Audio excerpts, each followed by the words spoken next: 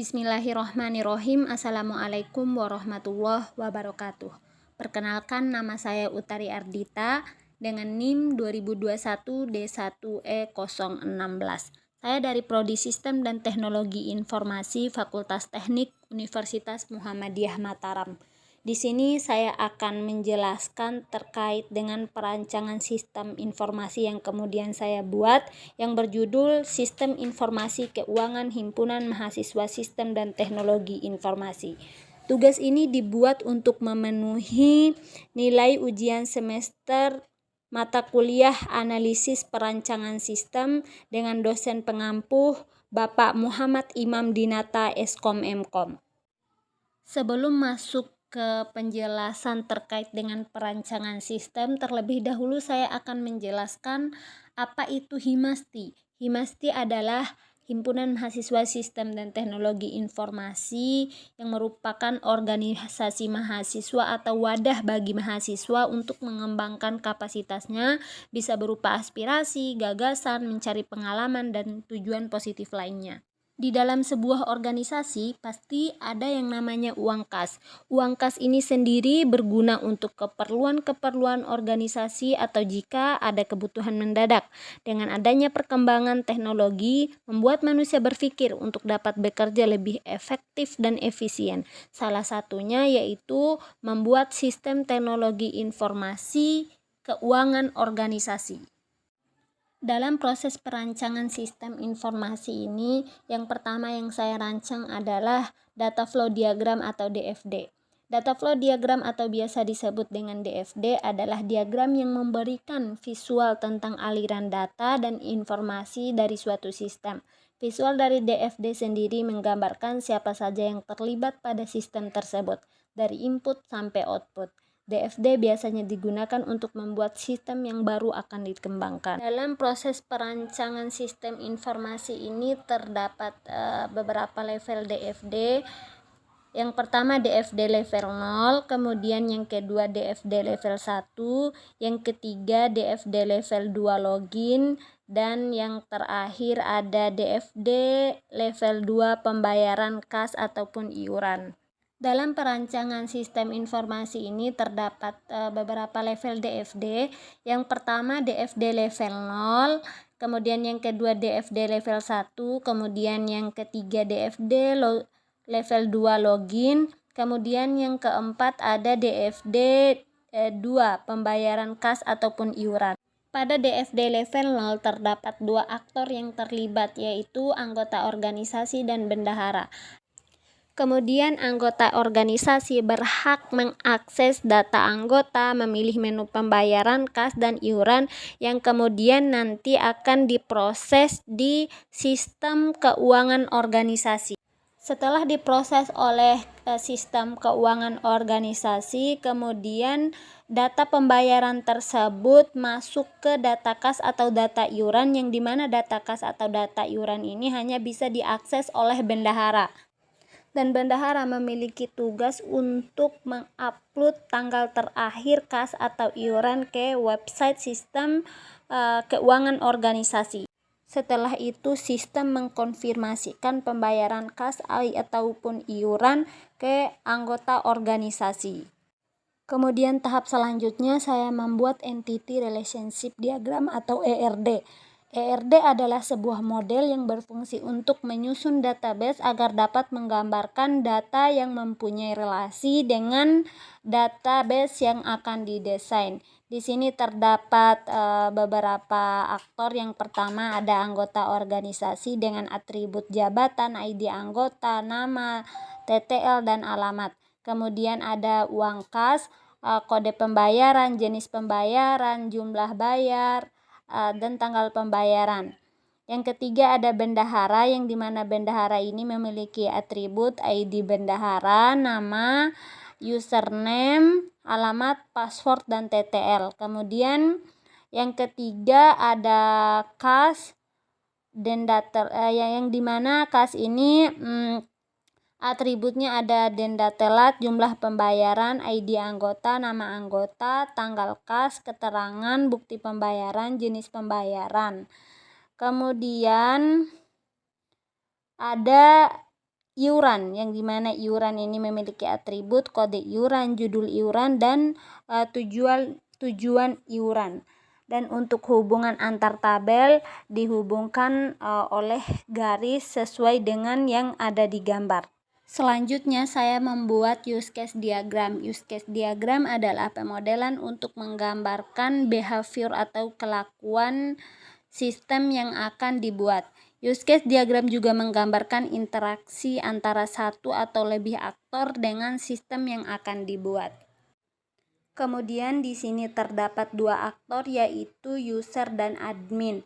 User melakukan login. Login ini include dengan verifikasi password, menampilkan login yang error. Kemudian yang kedua melihat tagihan uang kas. Melihat tagihan uang kas ini include dengan menampilkan denda uang kas. Kemudian yang ketiga user melakukan atau melihat iuran yang ada. Kemudian yang ketiga user melakukan pembayaran, yang dimana melakukan pembayaran ini include dengan memberi bukti pembayaran.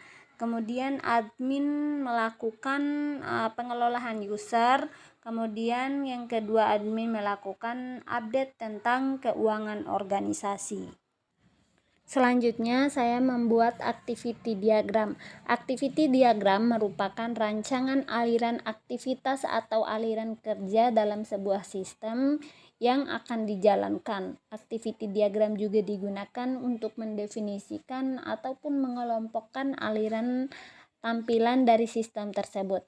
Activity diagram berfungsi untuk memperlihatkan urusan aktivitas proses pada sistem. Dan di sini terdapat beberapa aktivitas, antara lain user, sistem, dan admin.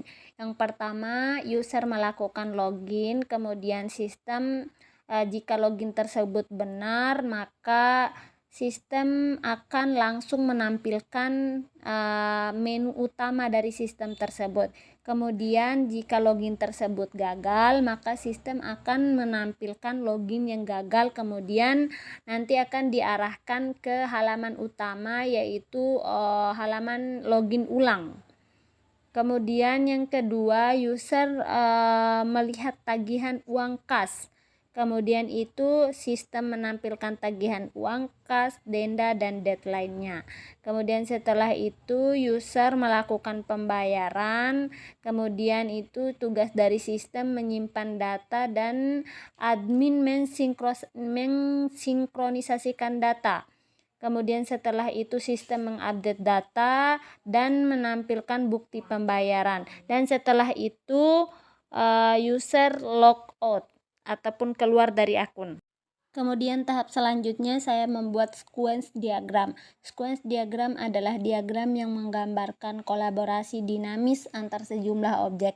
Salah satu fungsi dari sequence diagram adalah untuk menganalisa, mendesain, dan memfokuskan pada identifikasi sebuah metode yang digunakan oleh sistem. Dalam sequence diagram ini terdapat beberapa aktivitas. Yang pertama itu user memilih menu uang kas, kemudian website keuangan organisasi memproses permintaan, kemudian itu sistem menampilkan biaya uang kas, deadline, dan denda. Kemudian selanjutnya user melakukan pembayaran uang kas. Setelah itu website keuangan organisasi memproses permintaan, kemudian itu sistem menampilkan bukti pembayaran. Setelah itu aktivitas yang terakhir, sistem menyimpan data pada database, kemudian itu database tersimpan di sistem. Kemudian tahap selanjutnya adalah implementasi sistem, yang dimana terdapat beberapa halaman di sini. Yang pertama ada halaman login, kemudian yang kedua ada menu utama, terus itu anak dari menu utamanya. Yang di sini terlebih dahulu saya akan menjelaskan halaman login. Di halaman login ini terdapat NIM dan password, yang dimana nanti anggota organisasi bisa melakukan login dengan menggunakan NIM dan password. Jika loginnya berhasil, maka nanti akan langsung diarahkan ke menu utama. Kemudian jika loginnya gagal, nanti akan diarahkan ke halaman login gagal, yang kemudian nanti akan diarahkan ke halaman login ulang untuk melakukan login ulang. Setelah itu kita masuk ke menu utama, yang dimana menu utama ini terdapat beberapa fitur. Yang pertama di sini ada fitur data mahasiswa, yang dimana di dalamnya menyimpan sejumlah data mahasiswa.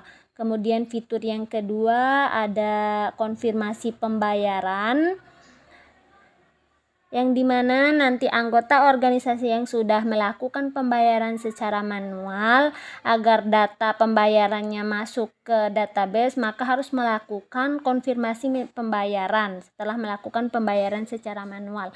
Kemudian ada fitur ketiga yaitu yaitu tagihan, yang dimana halaman ini memuat tagihan-tagihan uang kas dari organisasi tersebut.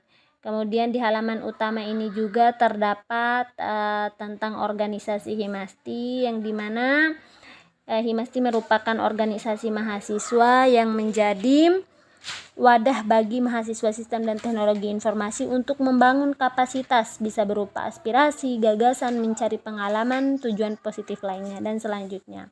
Kemudian jika kita mengklik ikon data mahasiswa ini, maka nanti akan diarahkan ke data mahasiswa, yang dimana data mahasiswa ini memuat NIM, nama, dan status. Yang dimaksud dari status ini adalah status apakah mahasiswa tersebut sudah membayar uang kas ataupun tidak. Maksudnya ini status pembayaran. Kemudian di sini juga ada halaman untuk mencari berdasarkan nama, mencari data mahasiswa berdasarkan NIM. Kemudian selanjutnya jika kita klik konfirmasi pembayaran, maka akan diarahkan ke halaman konfirmasi pembayaran, yang dimana anggota organisasi melakukan konfirmasi pembayaran dengan cara menginput nama, NIM, tanggal bayar, dan mengupload bukti pembayaran. Setelah itu melakukan konfirmasi pembayaran. Dan setelah melakukan konfirmasi pembayaran, maka status pembayaran yang ada di data mahasiswa ini akan berubah secara otomatis, yaitu statusnya tagihan terbayar.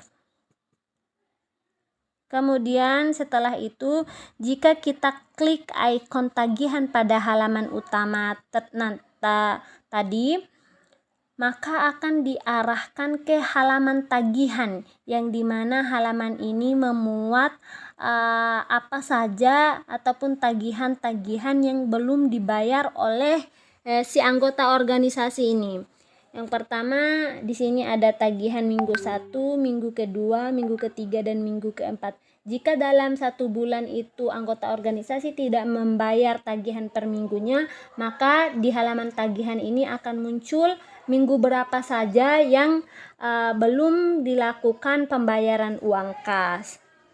Oke teman-teman, sekian hasil presentasi saya terkait dengan sistem informasi keuangan himpunan mahasiswa sistem dan teknologi informasi. Wassalamualaikum warahmatullahi wabarakatuh.